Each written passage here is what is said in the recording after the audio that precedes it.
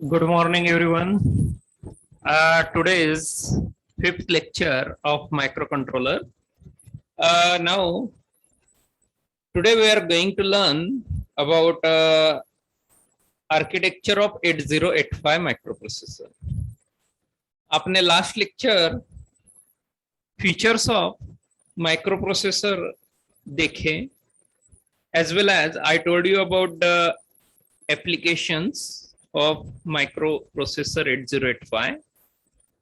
Now, today we see these features, how these features are present with our 8085 microprocessor.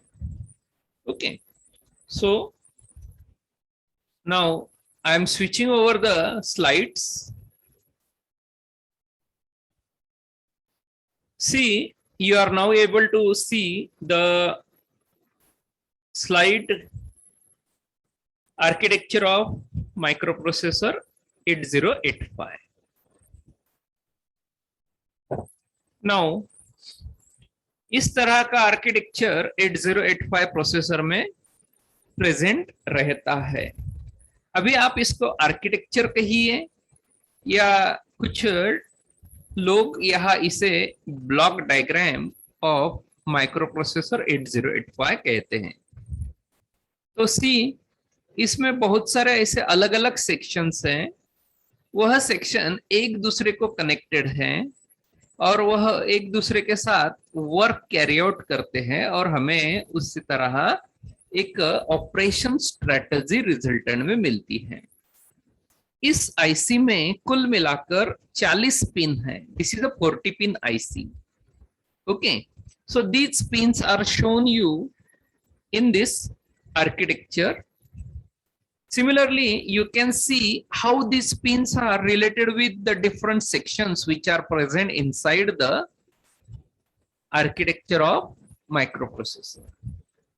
So see, I am going to tell you each and everything one by one. Now, as I told you, this is a 8-bit microprocessor. So here, as it is a 8-bit microprocessor, what things which are available here to tell you about the 8-bit microprocessor. So see, if you look the mouse cursor, okay, here I am showing you 8-bit internal data bus. Okay, this 8-bit internal data bus is most prominently adopted for the transfer of 8-bit data to and fro from the microprocessor. आप इसमें 8-बिट data receive कर सकोगे या 8-बिट data transfer कर सकोगे.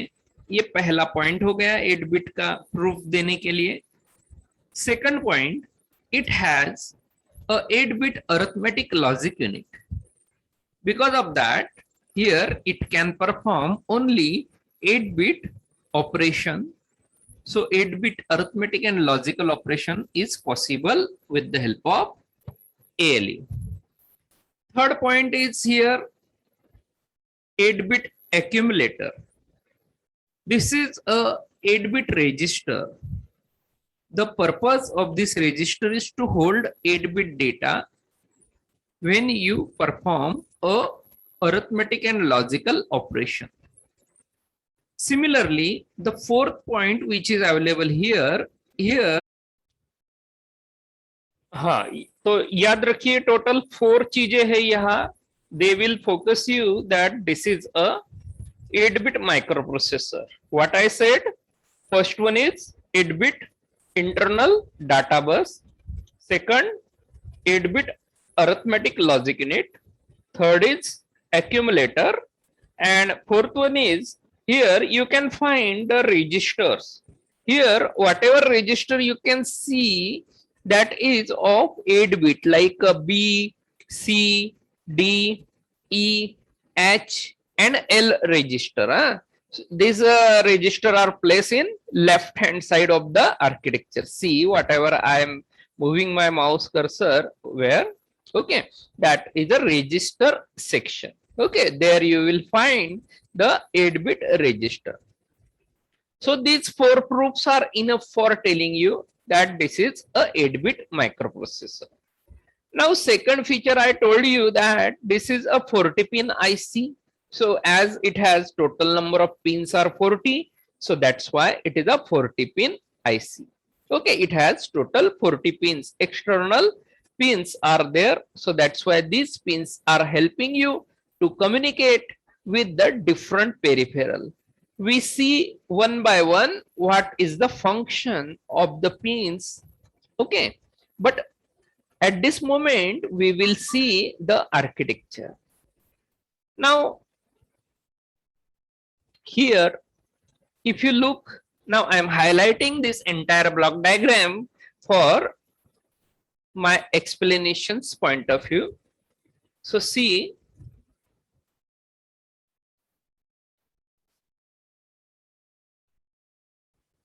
here, now I am telling you about these sections. First section is arithmetic logic unit. Second one is accumulator. Third one is temporary register. And fourth one is flag. Now we see the functions of these 4 sections one by one. So listen, in our 8085 microprocessor, these 4 sections are acts like a central processing unit of 8085 microprocessor. These sections work in synchronism to carry out arithmetic and logical operations.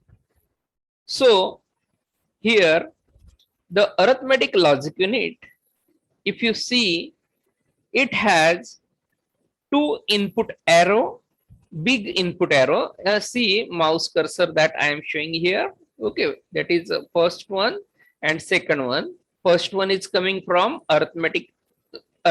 First one input is coming from accumulator, and second one input is coming from temporary register, right? And it has one output that is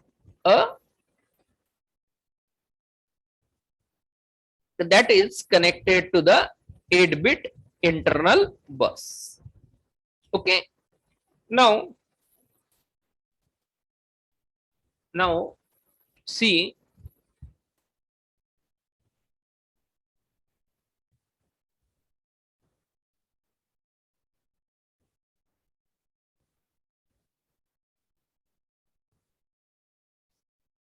now you can able to see the diagram very nicely. So I can explain you with the help of these. Okay. So see, this is first. Okay. This is the first input. Okay. This is the second input and this is a output. Okay. So here arithmetic logic unit has 2 input and 1 output is present. Okay. Now we will see the function of each and everything. Now you can able to look the function along with I'm showing you here the explanation. Okay. So see,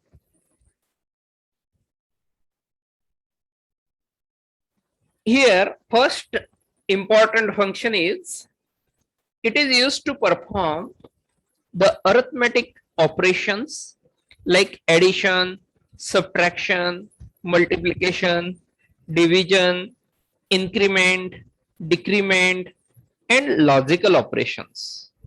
Okay, like and, or, not, and XOR. Okay. So these operations are possible with the help of the 8085 microprocessor. Out of that, here the multiplication and division, direct multiplication and division is not possible. Okay. Remember, here direct addition is possible, subtraction is possible, increment, decrement is possible, but multiplication and division is not possible. It is done with the help of a programming. Okay. I tell you here how you can do that multiplication and division with the help of programming. But at this moment, as the important features, important operations point of view, the 8085 can perform this much operation. Okay, like addition, subtraction, increment, decrement, as well a logical operation like AND, OR, NOT, and XOR. Got it?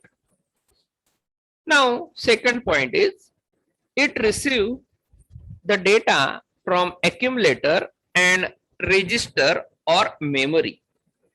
Okay, it will receive the data from accumulator. So in the diagram here, you can see here the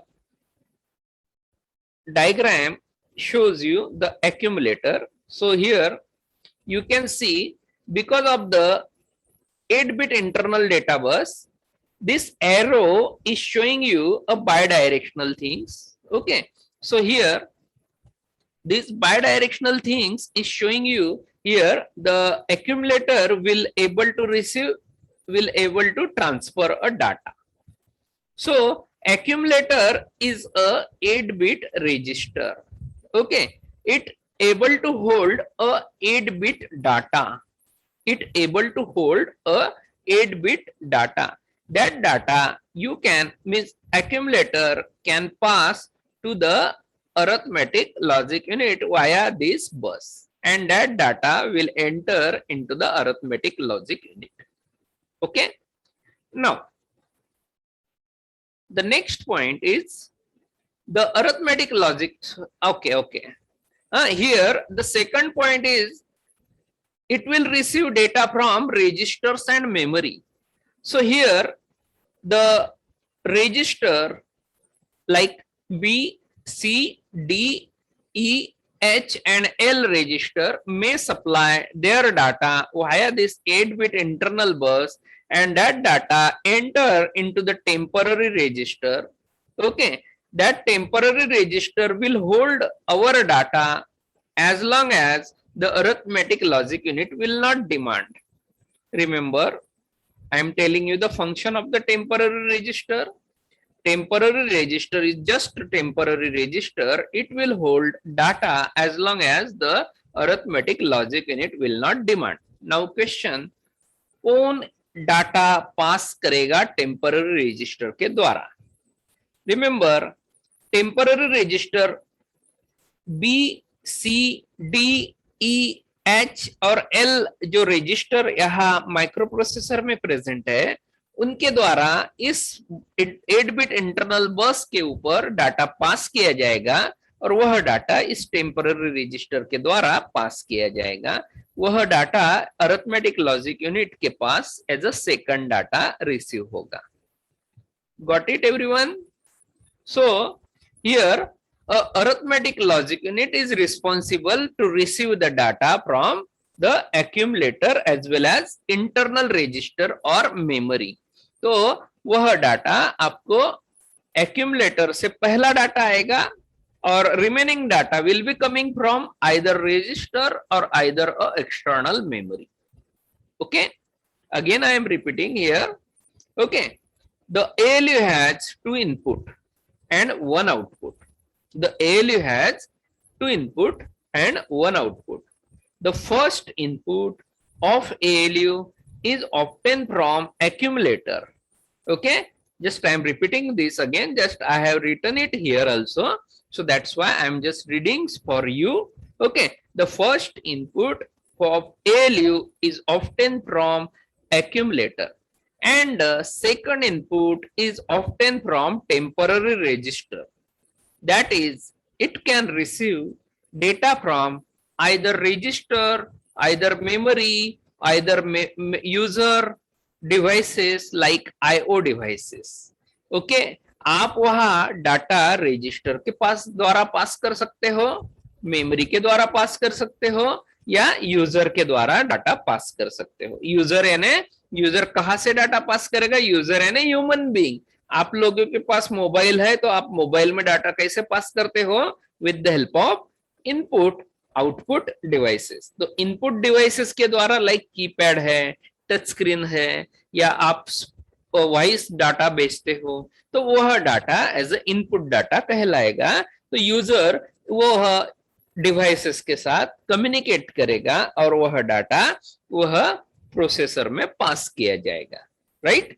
so that's why यहाँ लिखा है it can receive data from either register, memory और user devices like IO devices. Okay, get everyone? The output is nothing but result generated by arithmetic logic unit. Okay, जो output है, जो arithmetic logic unit है, वह कुछ data generate करेगा, कुछ operation perform करने के बाद वह डाटा कहाँ अवेलेबल रहेगा? आउटपुट लाइन के ऊपर।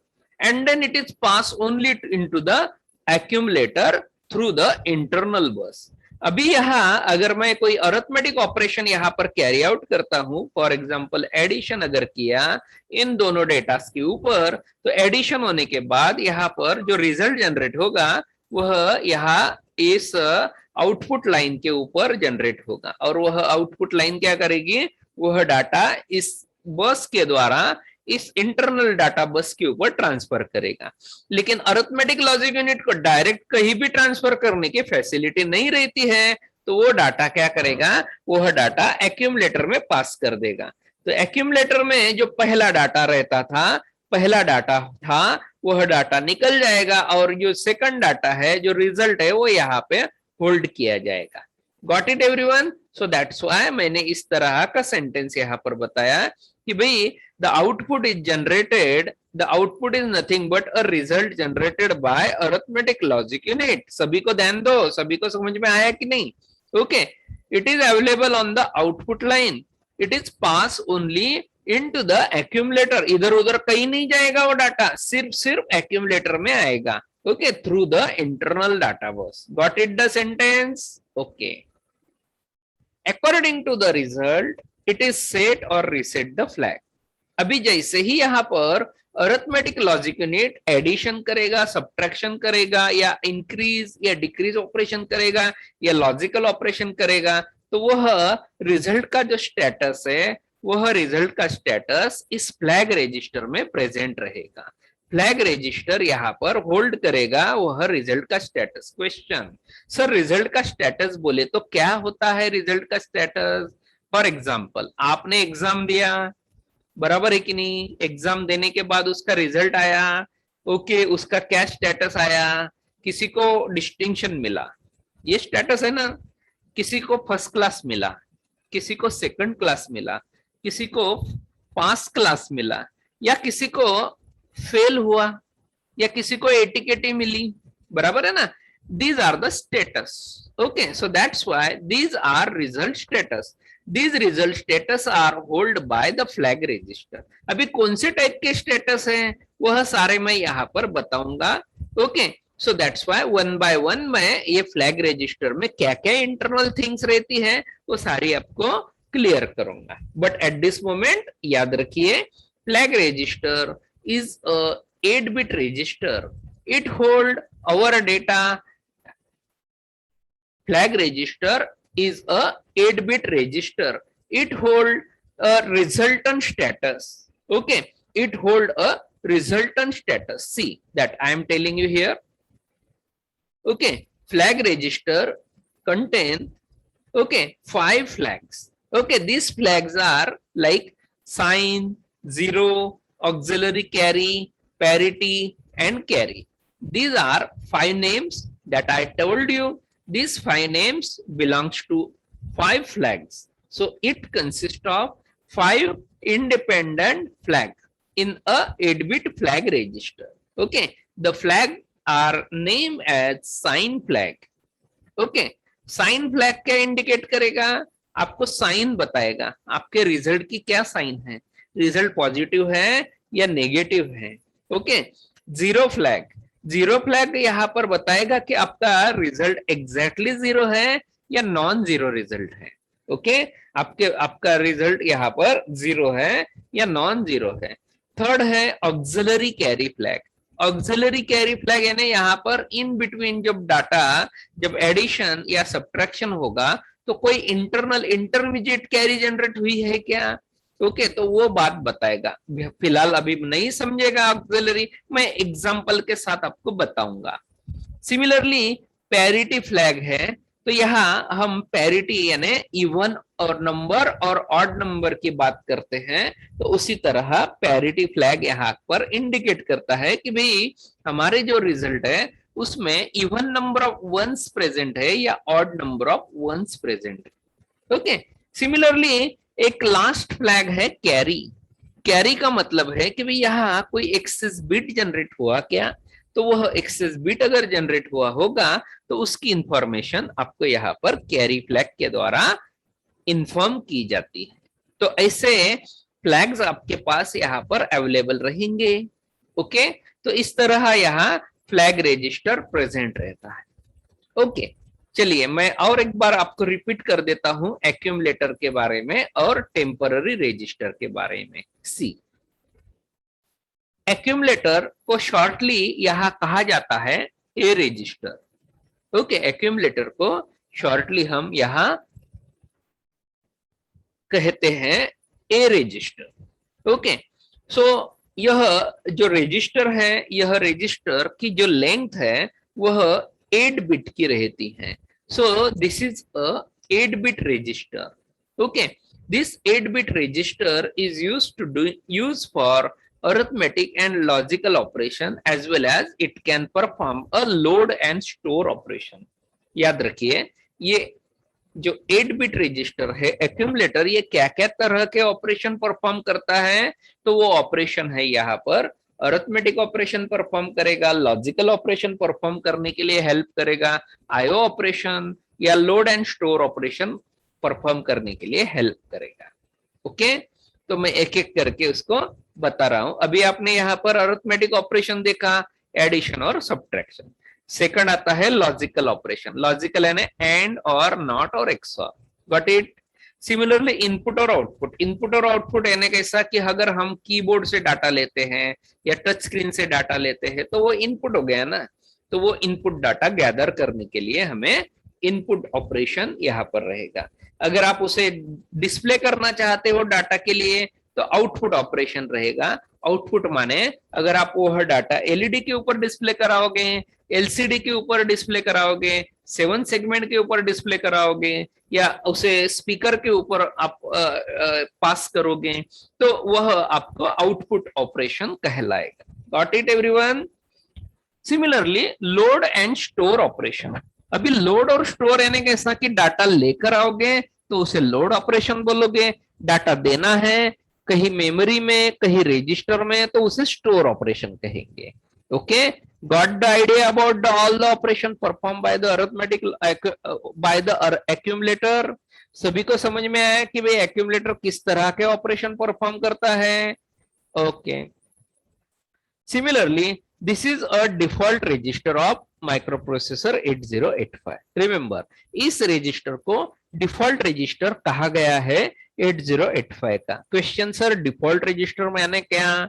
डिफॉल्ट रजिस्टर यानी जो रजिस्टर सभी कामों में हेल्प करेगा, यानी जब माइक्रो प्रोसेसर कोई भी ऑपरेशन परफॉर्म करेगा तो वह ऑपरेशन परफॉर्म करते समय उसे एक रजिस्टर लगता है। वह रजिस्टर वह हेल्प करेगा डाटा होल्ड करने के लिए, या अगर आप कोई ऑपरेशन परफॉर्म करे तो भी वहां पर वह रजिस्टर की जरूरत पड़ेगी। तो ऐसे सिचुएशन में जो register micro processor immediately use करेगा उसे इंटरनली यूज करेगा, तो ऐसे सिचुएशन में उस रजिस्टर को कहा जाता है default register. Got everyone the meaning of default register? तो हमारे माइक्रो प्रोसेसर 8085 में ए रजिस्टर एज अ डिफॉल्ट रहेगा। और एक बात याद रखिए, आगे चल के आप कोई भी माइक्रो प्रोसेसर कोई भी माइक्रो कंट्रोलर लर्न करोगे तो उनमें 101% एक्यूमुलेटर ही डिफॉल्ट रजिस्टर वहां रहता है। एक्यूमुलेटर ए रजिस्टर के द्वारा ही जाना जाता है और वह ए रजिस्टर ही सभी माइक्रो प्रोसेसर, भले भी वो कोई भी कंपनी का माइक्रो प्रोसेसर रहे, तो वह माइक्रो प्रोसेसर यहाँ ए रजिस्टर ही यूज करेगा। Got it everyone? Similarly last point is after performing the operation arithmetic logic unit places its result into accumulator। Okay, as मैंने एग्जांपल में ब्लॉक डायग्राम में भी बताया। ओके, चलिए नेक्स्ट पॉइंट यहां पर देखते हैं टेम्पररी रजिस्टर। अभी टेम्पररी रजिस्टर क्या होता है? हमारे माइक्रो प्रोसेसर 8085 में 8 बिट इंटरनल टेम्पररी रजिस्टर होता है। Its purpose is to hold our data temporarily as long as the arithmetic logic unit will not demand. तो यहां देखिए, इस रजिस्टर की जो लेंथ है, इस रजिस्टर की साइज जो है वह है 8 बिट का। ओके, इसे इंटरनल रजिस्टर कहा गया है। यह रजिस्टर यूजर के ऑपरेशन के लिए अवेलेबल नहीं होता है। जैसा ए रजिस्टर यूजर के लिए ऑपरेशन में अवेलेबल होगा, तो वैसा टेम्पररी रजिस्टर आप उसे यूज नहीं कर पाओगे। कहीं प्रोग्रामिंग में आप अगर उसे यूज करना चाहते हो तो वह रजिस्टर आपको अलाउ नहीं किया जाएगा प्रोग्रामिंग में कि टेम्पर रजिस्टर को डिफाइन करो डाटा, या टेम्पर रजिस्टर से डाटा लीजिए, ऐसा आप वहां लिख नहीं पाओगे। ओके, इस वजह से इसे इंटरनल रजिस्टर कहा गया है। It is used to hold data during the arithmetic and logical operation. Okay, यह आपको अलाउ करता है डाटा होल्ड करने के लिए during arithmetic and logical operation.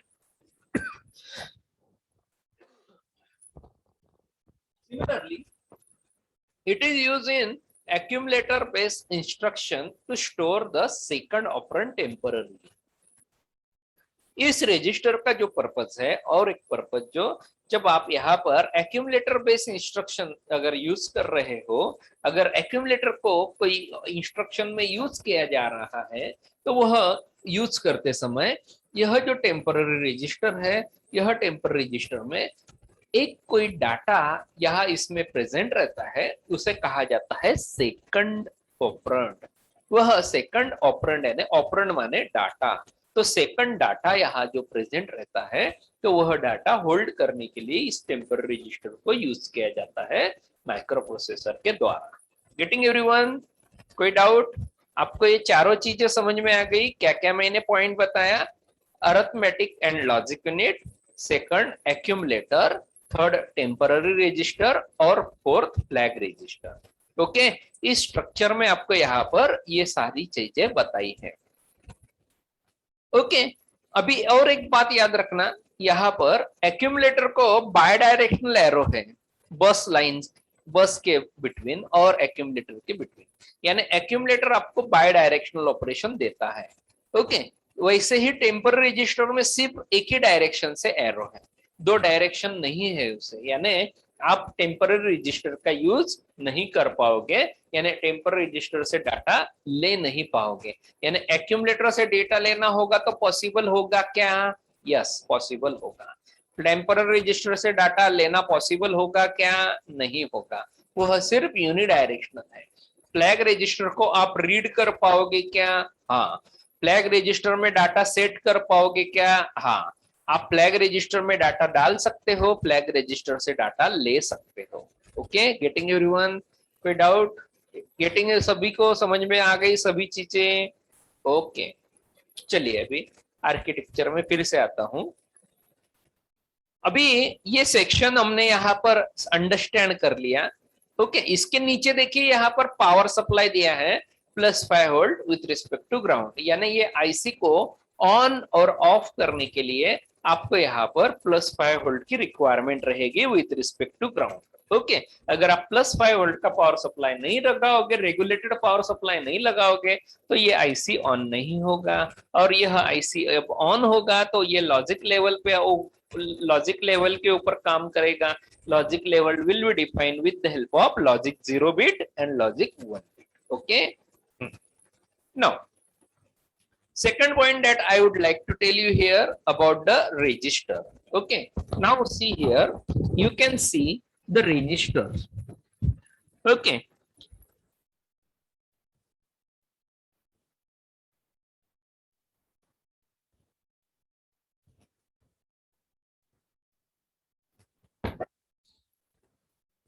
मैं कॉपी करता हूं।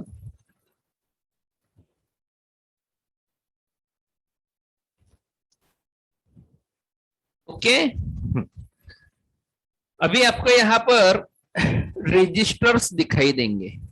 ओके, यहाँ मैं लाइन खींच लेता हूं। ओके, ये पहला रजिस्टर का सेट रहेगा,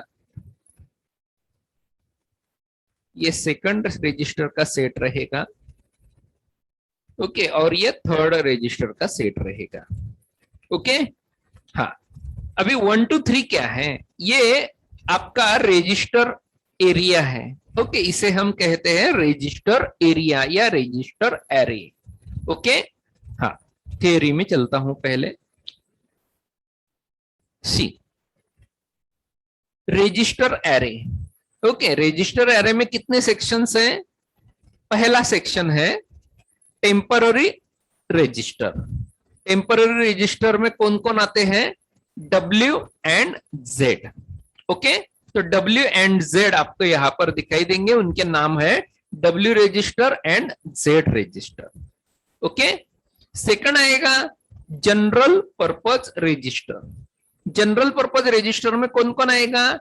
B आएगा, C आएगा, D आएगा, E आएगा, H आएगा और L रजिस्टर आएगा। ओके, तो ये रजिस्टर यहां आपको प्रेजेंट रहेंगे, B, C, D, E, H and L। Okay, then last आता है 16 bit register. Okay, 16 bit register नाम यहां पर दिया है, क्वेश्चन अराइज होगा सर 16 बिट है तो 8 बिट का आ गए, तो 8 बिट बोले तो जनरल पर्पज रजिस्टर ये सारे 8 बिट के रजिस्टर हैं। ओके, और 16 बिट रजिस्टर हमारे पास है पीसी। पीसी यानी प्रोग्राम काउंटर, इसका नाम रहेगा प्रोग्राम काउंटर, और दूसरा है स्टैक पॉइंटर, शॉर्टली उसे कहेंगे एसपी और पीसी। पीसी यानी प्रोग्राम काउंटर, एसपी यानी स्टैक पॉइंटर। ऐसे हमारे पास 8 बिट और 16 बिट के रजिस्टर हैं। हाँ, अभी एक बात याद रखना, एक एक बात यहां पर बताते जाता हूं। पहला टेम्पररी रजिस्टर है। ओके, टेम्पररी रजिस्टर में आते हैं W and Z। Question, sir ये टेम्पररी रजिस्टर जैसे पहले जो टेम्पररी रजिस्टर बताया वैसा ही है क्या?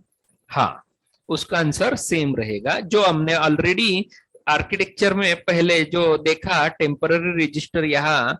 ओके, ऊपर ये जो टेम्पररी रजिस्टर है अरिथमेटिक लॉजिक यूनिट के साथ, वैसा ही टेम्पररी रजिस्टर ये भी है। ओके, ये जो टेम्पररी रजिस्टर है इनके नाम है W एंड Z। ओके, तो W एंड Z यह 8 बिट रजिस्टर है। ओके, ये रजिस्टर हमें प्रोग्रामिंग में अवेलेबल नहीं होते हैं, so that's why they are not available for user programming. Okay, they are used by the processor for internal operation like store operand and opcode and immediate data operation point of view. Okay, तो ये जो register है ये internally micro processor use करता है, किस लिए? Operand मैंने अभी कहा, ऑपरेंड यानी data, so that's why data store करने के लिए, या ऑपकोड ऑपरेशन कोड जो मैंने लास्ट टाइम बताया था लास्ट लेक्चर में, ऑपरेशन कोड यानी इंस्ट्रक्शन के लिए एक कोड रहता है उसे कहा जाता है ऑपरेशन कोड। तो वो ऑपरेशन कोड होल्ड करने के लिए, या यूजर का जो डाटा आएगा, यूजर का डाटा को इमीडिएट डाटा कहा जाता है, सो दैट्स व्हाई वह यूजर डाटा होल्ड करने के लिए इन टेम्पररी रजिस्टर का यूज किया जाता है। ये जो रजिस्टर है सबसे टॉप मोस्ट कॉर्नर में रजिस्टर एरे में प्रेजेंट रहते हैं और ये 8 बिट के डाटा होल्ड करते हैं। Got everyone? सेकंड आता है जनरल पर्पज रजिस्टर। यहाँ जनरल पर्पज रजिस्टर में कुल मिलाकर 6 8 बिट के रजिस्टर है, उनके नाम है B, C, D, E, H and L। We can form 3 register pair, यानी आप अगर उसको यूज करना चाहते हो तो B नाम से इंडिपेंडेंट यूज कर सकते हो, C नाम से इंडिपेंडेंट यूज कर सकते हो, नो प्रॉब्लम।